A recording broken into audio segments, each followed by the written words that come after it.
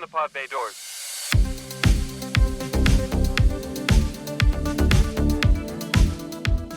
Greetings and welcome to another exciting episode of the Cinematic Traveler Podcast.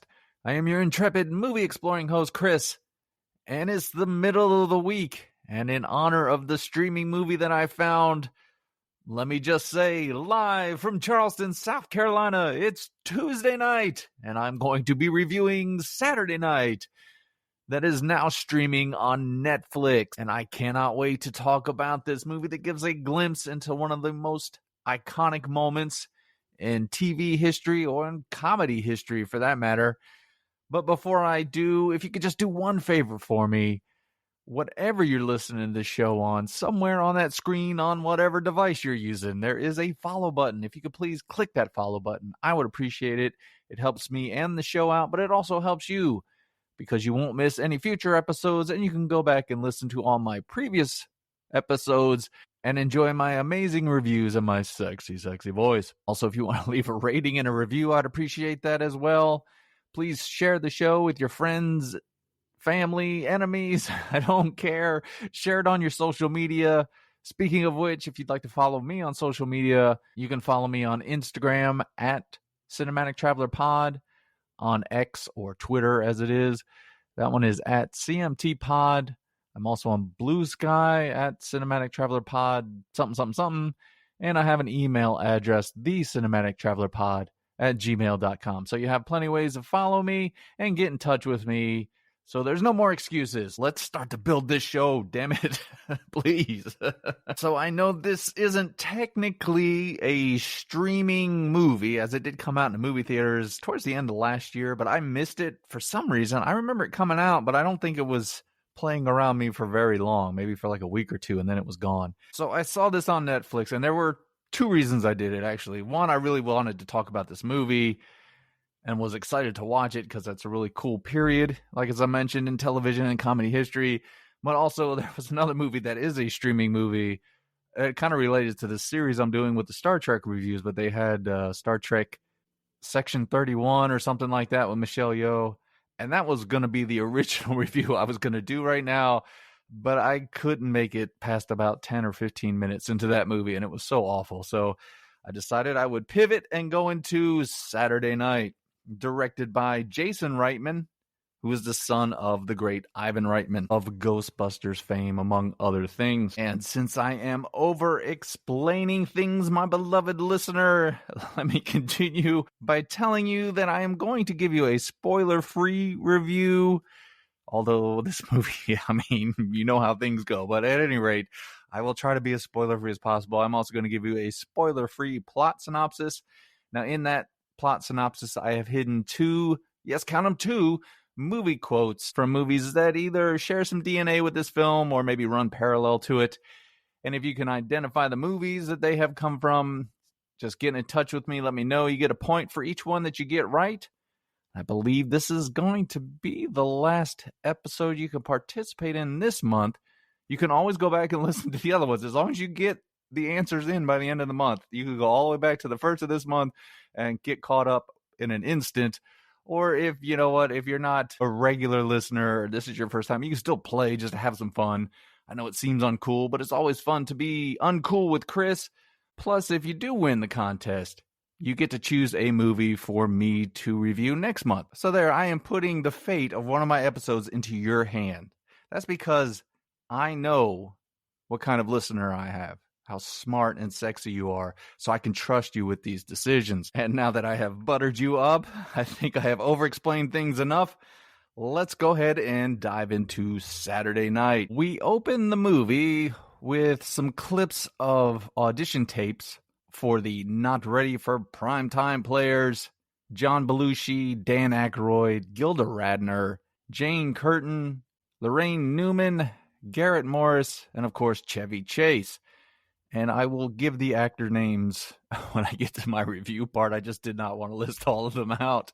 I'll give a few of them in this plot synopsis, but at any rate, you'll know who the actors are. But after these audition snippets, we learn that it's October 11th, 1975, and we're about an hour and a half before the first episode ever of Saturday Night is set to air on NBC. It's here we meet a young Lorne Michaels, played by Gabriel LaBelle, as he tries to contain the insanity of preparing for this episode with the writers and the crew, as well as the NBC executives that are watching on, unaware of what this group of young comedians is going to put on TV that night. So really, over the next 90 minutes or so, we witness the behind-the-scenes chaos as Lorne deals with a cocaine-filled guest host, George Carlin, played by Matthew Rhys.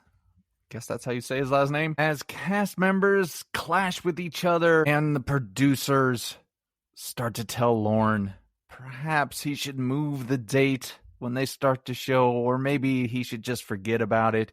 It's not that important in the scheme of things, where Lorne might have responded with something such as, "It's important to me, all right? Maybe not to you or your cynical friends whose only ambition is to go viral, but to me, this is God. This is my career. This is my chance to do some work that actually means something." Hint, hint. And while the show does mean something to Lorne and the cast, well, the NBC bigwigs are threatening to cancel this show before it even starts, due to the chaos and the hectic nature of the behind-the-scenes scenario, as well as the ballooning budget. However, Chevy Chase may have a solution to the budget problem. "Hey, I think our problem may just be solved. Ed McMahon, think I just won $1 million. Yeah, Erwin M. Fletcher, you choose. Woo-wee. Oh boy, I lost. Yay, sorry." Hint, hint. It gave that one away. That's a freebie for you. Will all of this be too much for Lorne and his young comedic troupe, causing the show to fail before it even gets a chance to launch? Or will, well, I mean, as I mentioned, we're celebrating 50 years of the show, Saturday Night Live, at this point. So I think I'm not going to be coy with you about how the movie ends.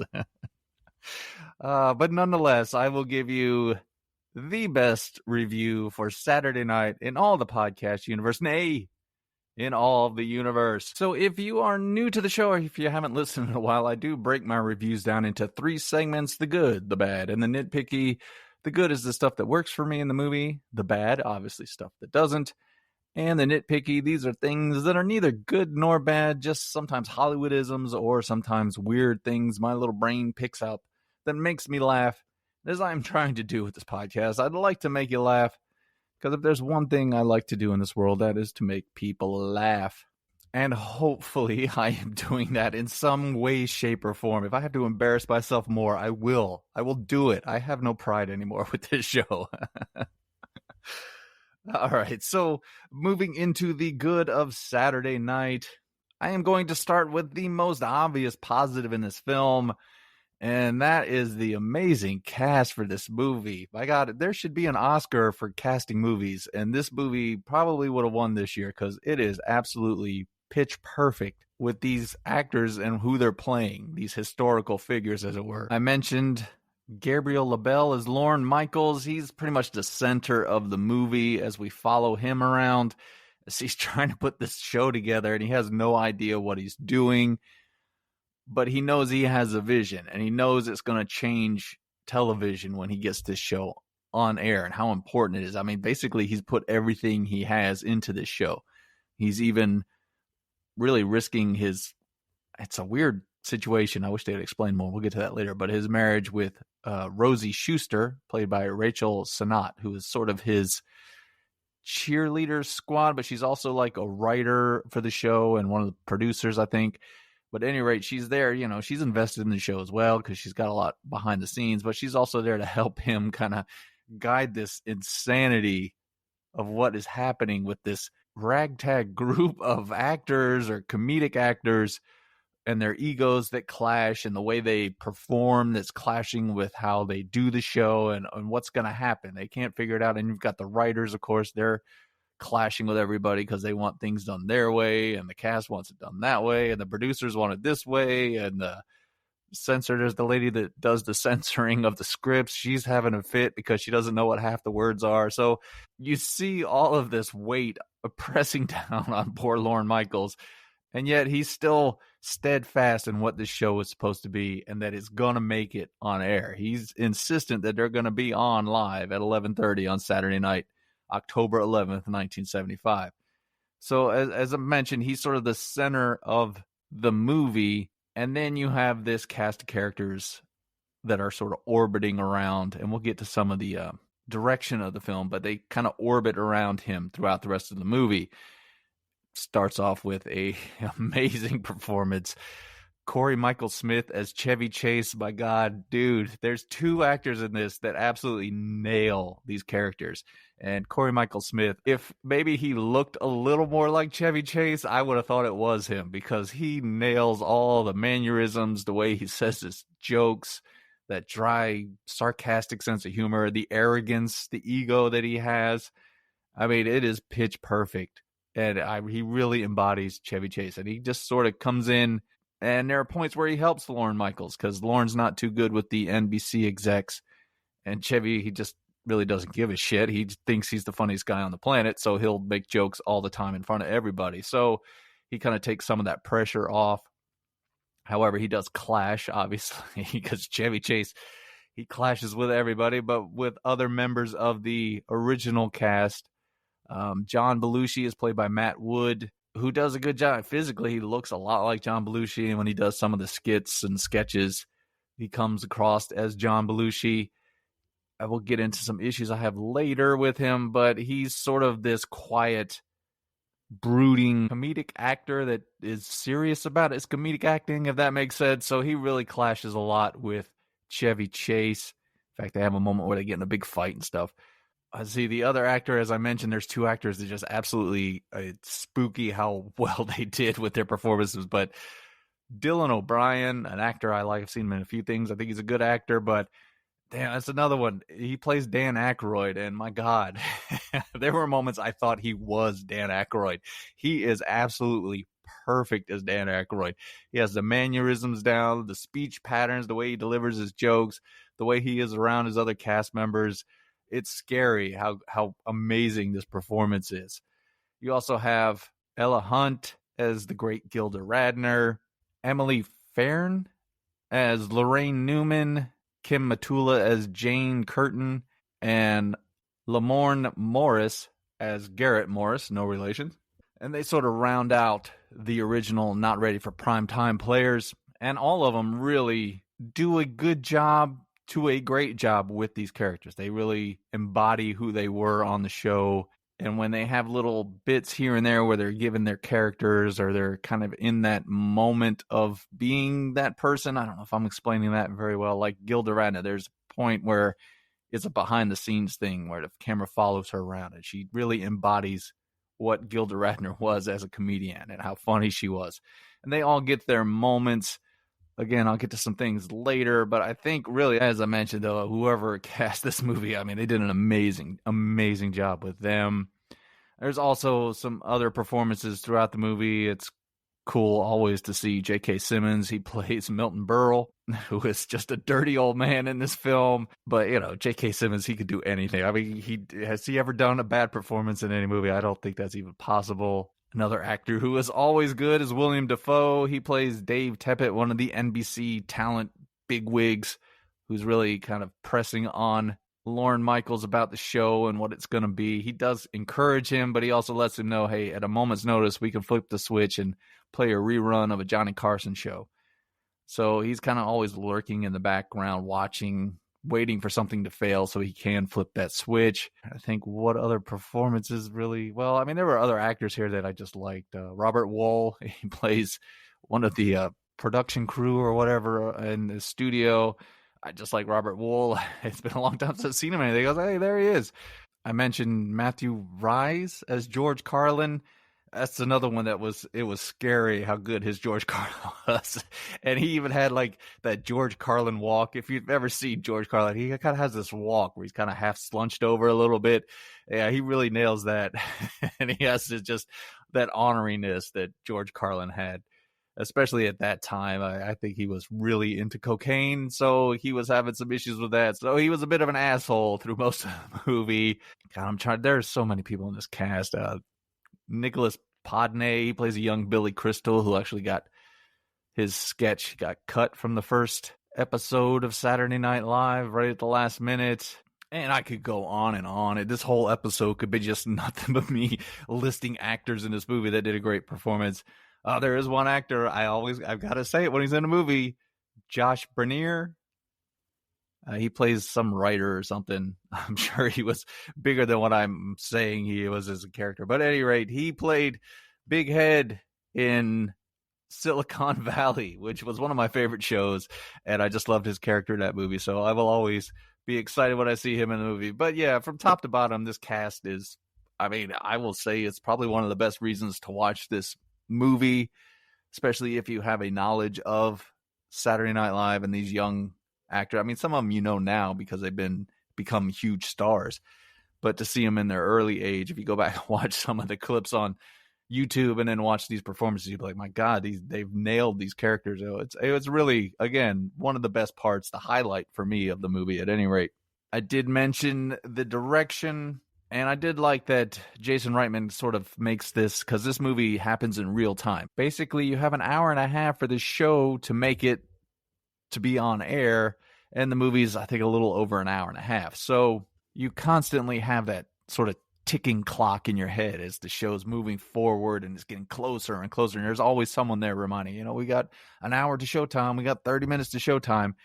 So you can feel all of that mounting pressure on not only Lorne, but everybody else, the writers and the actors and everybody like that. So it really keeps you invested in the movie. It makes it fly by. It seems like you turn it on and the next thing you know, it's the end of the movie. So it really keeps you almost, I want to say, on the edge of your seat, because you're like, oh my God, even though you know what's going to happen, you're like, oh, are they going to do it? Are they going to make it?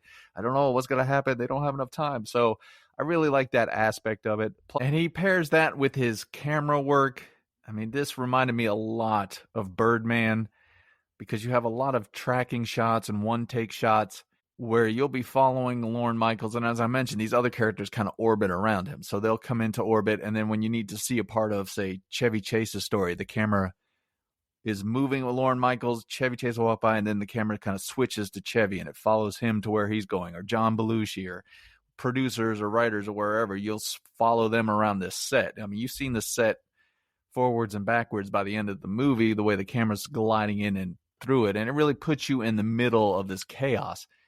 And again, with the ticking clock and everything that's going on, you just feel this mounting tension of what's happening. Plus, you get the comedy from, I mean, you're going to have a movie about these, like I said, larger than life comedic actors at this point. You're going to have some laughs throughout the movie. And I think the movie balances that really well with the drama or the tension of the situation. And it pulls you into this era. You feel like you're back in 1975, and that this is really high stakes for not only Lorne, but everybody involved, because if this doesn't succeed, they don't know where they go next after this. So when you pair the direction of Jason Reitman with this casting and how well they're doing with their performances, again, it just puts you right in the middle of this really iconic moment in the history of television. However, there are negatives to the film, so we will move into the bad of the movie. I talked about all of these actors, and you've heard me list so many of them. You're probably like, okay, we get it. But there are so many characters in this movie and so many actors portraying these characters that are really nailing the role. Unfortunately, you don't get to spend a lot of time with anybody really outside of Lorne Michaels. And I understand that the movie is about Lorne Michaels trying to get this insanity onto TV and make this big moment happen. But at the same time, you really miss out on what made a lot of these, especially the cast, what made them so funny and what made them so instrumental in changing. Like I said, this really did change television history. And it took these characters, I will get to that in a second, but you have very important future huge stars in this movie that you don't really understand their motivations and what they're about outside of Chevy Chase, but you kind of knew what Chevy Chase was. His desire was to be a bigger star, and he was going to use this to kind of take that next step. And while, each one gets sort of a moment to shine here and there, you don't really get their importance to the cast. You know what I mean? Like Gilda Radner, you get such a brief moment with her that it feels like you just lost on this amazing comedic actress that she was. And she was incredible on that show. Same thing with Jane Curtin. She has like one scene in the movie and then she kind of disappears. Lorraine Newman, again, she has a moment, but then the rest of the movie, she disappears. So you have all these characters that would be interesting to find out, what they felt about that night or what drove them to be there. And instead, you just kind of get things here and there. And I wish there would have been more. And that really ties into my next negative. And while I do appreciate what they're going for with this movie, and it works, where they're just showing you the chaos and keeping you on edge about whether this is going to succeed or not, you lose, and I keep calling it this, but you lose that understanding of how big this moment was in television and comedy history. I mean, it's basically changed the direction of comedy when it came out. And they sort of have little hints here and there, and then they have moments where they flat out tell you stuff, which I was like, God, if you would have shown me this instead of telling me it, it would have made a better word. They're like, this is counterculture and this is going to change things. I'm like, okay, well, I would rather you show me that and not tell me that. That's a movie. That's what I'm here for. But you also have where they bring in Milton Berle because he's on another show and he kind of cruises around. He's just a dirty old man, and him and Chevy Chase have a back and forth. But he's sort of the old school, and you have some of the embassy producers, and I think there's a call with Johnny Carson at one point where it's sort of the old school people where they're looking down on this show like this is shit, this isn't going to last, this isn't going to do anything, and they don't understand what it's supposed to be. But then you have this group of actors and Lorne Michaels and the writers, and they were like punk rock in this television moment. They were counterculture, where they were going against the grain of normal comedy, especially on TV, and they were pushing the censors and they were trying different things to be bold and to, stretch the envelope a little bit. And that just does not play in this movie at all. And again, I understand what they were going for as far as the presentation of the film. I mean, you can't really do I guess a biopic of Saturday Night Live. It would be interesting to see these actors in like maybe a limited series, like 8 episodes leading up to the show or something like that, and to see them really dive into these characters. But I think that's what hurts this movie the most for me, is it loses its impact. I can't speak for it because I was not of an age where I would be watching Saturday Night Live in 1975. I think I really got into Saturday Night Live, I want to say 85, 86. Maybe there was a year there where they had the best cast. I mean, it had Billy Crystal and Christopher Guest and Martin Short. I think Julie Louis-Dreyfus was on the show as well. It was stacked from top to bottom. And that year was absolutely amazing. I think that's when I got hooked on it. And then it led into like Dana Carvey and Phil Hartman and Dennis Miller. And then you got into Chris Farley and all that. So there was like a 10-year stretch where I really loved Saturday Night Live. So I didn't live through Belushi and Aykroyd and then Bill Murray and Chevy Chase and all that. But because of the age that I grew up in the 80s, by the time I got into movies, those actors were big-time comedic movie actors. They were in huge movies, Blues Brothers and Fletch, Chevy Chase, National Lampoons and all this stuff. And Gilda Radner, she was on TV and she was in movies with Gene Wilder after they got married and stuff. So I knew who these actors were, and I learned through my pop culture history, and that's why you should learn history, folks, because you can see how things change and why they are the way they are, and how important that moment was when that show first hit. And this really just does not convey that very well to me. I wish they would have added something to where you understood maybe where comedy was at the time and why it was so important for this show to maybe kick things in the ass and try different things and move us along. And I know I went a long way around to tell you that, but it's my show, so fuck it. I'll do what I want. I'm the Chevy Chase of the Cinematic Traveler podcast. I'm Chris, and you're not. So let's go ahead and move into the nitpicky of the film. And again, these are things that are neither good nor bad, just Hollywoodisms or just things I pick up on as I watch the movie to make me laugh. I will say this one was a little bit tough. I couldn't really pull a few things out. I was struggling because I guess because I was invested in the movie so much. But I would say if any of you youngsters out there want to know what it was like back in the old days and our health situation, watch this movie. There is a lot of smoking. I think somebody has a cigarette in their mouth constantly. And I just remember back to being a kid. Every room you walked into, there's just this cloud of cigarette smoke hovering in the air. I remember being on an airplane when I was little, and like the whole thing was just filled with cigarette smoke. It's a wonder anybody survived through the 70s and 80s for all the smoking that was done. Good God. We'll all need oxygen tanks by the time we're 80 years old. My next nitpick, I guess this one did make me laugh. I think it was intentional in the movie, but there's a point where I mentioned Chevy Chase is having sort of this back and forth with Milton Berle, and they're trying to one-up each other and smart-ass each other because Milton Berle's hitting on Chevy Chase's girl.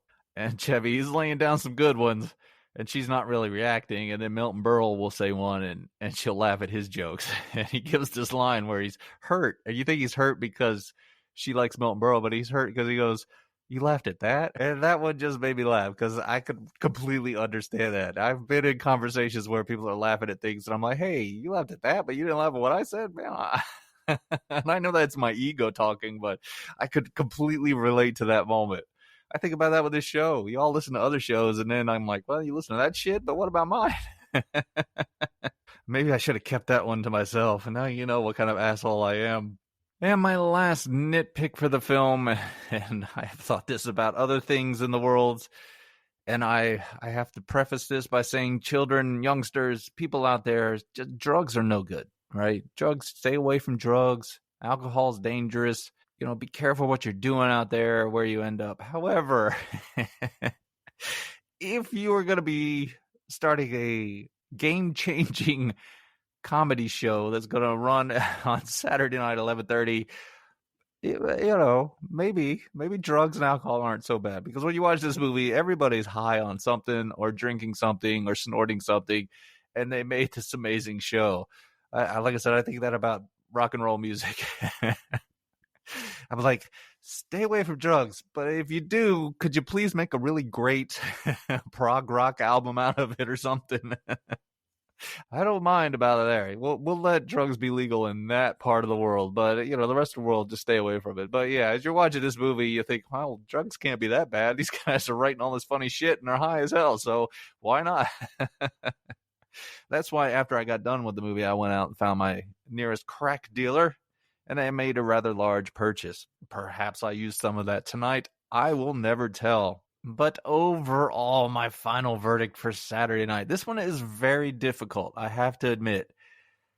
I think this is a very good movie. I think the performances are absolutely amazing. I think it draws you into this time, this moment, and it keeps you, as I mentioned, it keeps you invested. You're kind of on the edge of your seat with that ticking clock mechanism and the way the camera moves around and everything's so frenetic and chaotic, and you're just like, oh my God, how are they ever going to get this done? However, as I mentioned, it doesn't really give you much background into what made this so important. It doesn't give you much background into these larger-than-life comedic actors and what they became afterwards and what motivated them to do this. And I think if you're unaware, you're not a fan of Saturday Night Live, or as I mentioned, you're just unaware, you don't know much about that, or, you know, it's 1975. There's a lot of people right now be like, oh my God, 1975, that's crazy. That was 110 years ago. Yeah, yes, that was, sadly, that was a long time ago. Oh boy, it feels like 100 years ago. But at any rate, without that knowledge, I don't know if this film would work as well, because I don't know if the performances will click with someone who doesn't really know who these people are. If you don't know who Gilda Radner is, first of all, shame on you. But second of all, you're not going to understand what makes that performance good. Or Dan Aykroyd. Well, I think everybody knows Dan Aykroyd, but young Dan Aykroyd is a completely different animal than old Dan Aykroyd. Or John Belushi. I mean, God, he's been dead for, 40-some years now, so a lot of people probably don't know much about John Belushi. And you don't really get that out of this movie, and I just don't know if that would work. So I'm going to recommend watching the movie as it is on Netflix, and is only an hour and a half long, so it is enjoyable. But I will say, if you don't know much about these actors or you don't care about Saturday Night Live, I don't really know what the appeal of this movie is going to be for you. So I would say if you are a fan, or if you lived through that time period, or if you know these actors and you really want to know the behind the scenes stuff, then I would strongly recommend watching this movie because it's that good. Again, if you don't know much about it, maybe just either brush up on it because it is important to know who these actors were and what they did and what they changed.